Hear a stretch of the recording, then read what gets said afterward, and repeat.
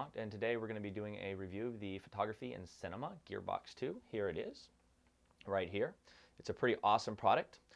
We also have a video that we did that shows you how to take it apart and put it back together. One of the really nice things about the product is that it can be taken apart and fit in very small spaces.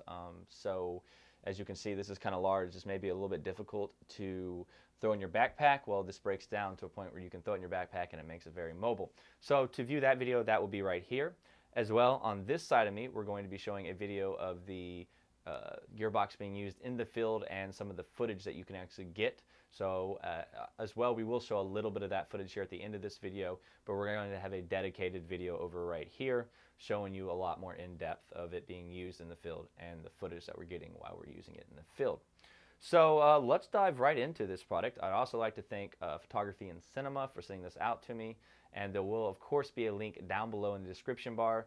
This product is about $120 right now. It is on sale, and I really am happy with it. So let's dive right into it.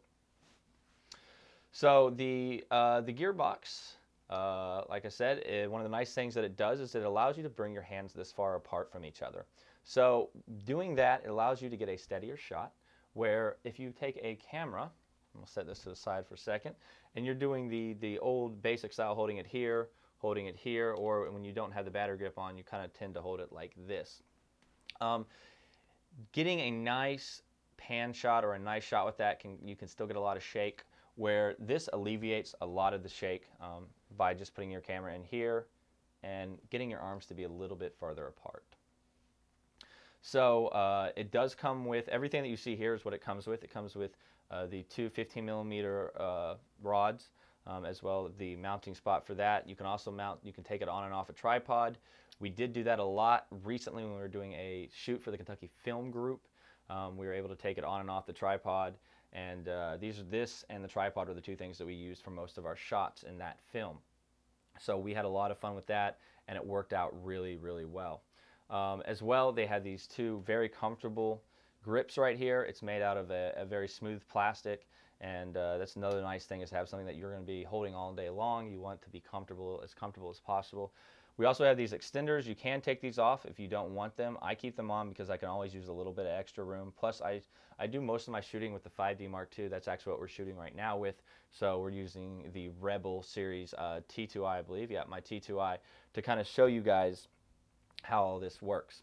So I guess what we can do is we can go on and throw the T2i on the gearbox, and it's pretty simple to do. You can get a quick release plate, which would make it a little bit faster if you wanted, but using this setup right here, it really just, as you can see, it didn't really take me that long to put the T2i on, and it doesn't take me that long to take the T2i off. So one of the nice things, like with the 5D Mark II, as you notice, I have actually a cutoff right here at the bottom. So this will allow me to take the battery on and off, especially when it's connected to a tripod and connected to this. You know, you would think it might be difficult to get your battery in and out. We actually had that issue. Well, we did not have an issue with that at all when we were shooting our short film, because of this cutout right here, which is really nice. As well, with the Nikon and the Canon cameras that have information here at the top of the camera, that's what these brackets are set up for right here, so you can actually still look down and make sure that all your settings are where you want them. Now, it does come with 14 1/4 by 20 threaded holes, as well as 9 1/4 pass-through holes, and works great with like the Photography in Cinema friction arms, which we're going to talk about here in a minute. Now with the T2i, you can fit a battery grip on there, so that allows you to put two batteries in, so you're going to get a little bit longer shooting time. With the 5D Mark II, you can only put the Mark II in there. It will not fit with the battery grip. So, as I was talking about, we have the threaded holes and the pass-through holes up here, which is really nice, so you can add in a lot of extra accessories, which we really like about the product. So we've got the friction arm here. So what we can do is we can bring out the friction arm, and I find the best way to put a friction arm on there is to just straighten these out and tighten it up really good. And then what we can do is we can screw this in. It's a pass-through hole right there, and that's a pass-through hole. So, and we can just put it in there like that. Now once it's nice and tight, I'll bring this down a little bit. And what I have right here is a Nexus 7 with, I use the DSLR controller, and this allows me to get feedback, and I can control all my stuff via touchscreen with this tablet, which is really nice. If you guys are interested in seeing my setup for this, we have another video, and I'll put a link over in this general vicinity right here. So we're going to tighten this in here. And then I can set this monitor up kind of how I need to, however I need to. So, and I usually just do something like this setup right here.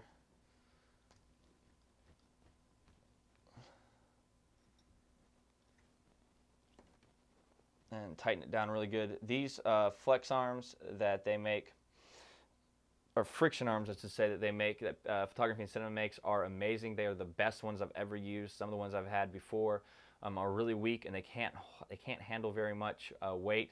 Where you could put a DSLR on one of these friction arms, and it holds a DSLR pretty comfortably. And when you tighten it down, they're amazing. They really work very well. So now we've got a monitor hooked up. Now, say we need some light. I have another friction arm right here.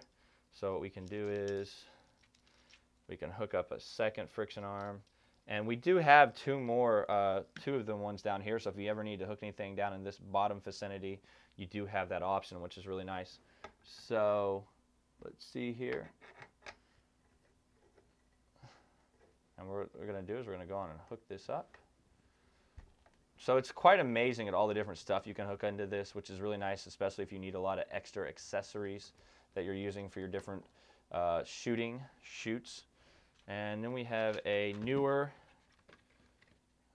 I think it's this C30, C130, C30 light. Again, if you guys would like to see, we'll put a link over in this general vicinity. We have a walkthrough about this light, which is pretty amazing.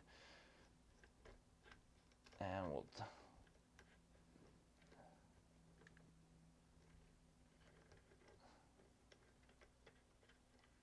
and then we can set that kind of light up how we need to.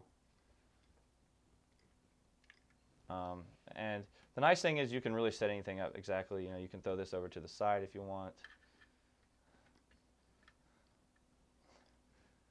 And then let's see if we can straighten that up a little bit. And then you can use this, and you can adjust your light as needed. So we've got a light and a monitor hooked into there, and this little cord is sticking out, but that cord connects to the back of the monitor, which connects to the camera. And then one other thing that we were talking about doing is if you ever wanted to get just an extra shot, we have these little GoPros.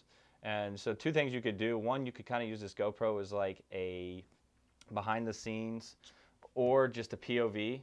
So what we want to do is we're going to put the GoPro, and we're just going to connect the GoPro through one of the pass-through holes, and you could actually set it up so that you get a nice little POV shot. So as you can see, all the stuff that we've got hooked into this so far, and as you can see, it's well balanced. It's not leaning over or falling over.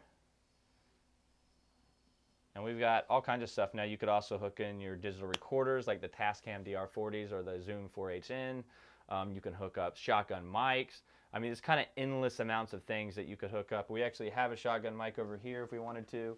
And if I had another connection, I could probably hook a shotgun mic into right here. So this is like, it's really, you just kind of put whatever you want onto it. The possibilities are really endless with this product as well. And with all this extra weight here at the top, I mean, it still doesn't feel very top heavy. It is a little bit heavier, but I'm still able to get a very nice, smooth shot. So anyways, I'm very happy with the Photography and Cinema Gearbox 2. I think it's a pretty awesome product. Again, it's only $120, which I think is a very fair price for something that can be extremely mobile as well as very well built and very easy to use. So if you guys would like to check out the two videos I said earlier, we're going to have one showing us using it in the field, and we're going to have a second video showing us how to take it apart and put it back together. Check us out on Facebook at David D Images, Twitter at Media Unlocked, and our new website mediaunlock.net. Thank you again, Photography and Cinema, for sending this out, and this product is awesome. It really, really is a lot of fun to use. As well, we're going to have a little bit of footage after this, and then we're going to have a whole video just showing you how to mess around and play around with it. You guys have a good one. We'll catch you next time.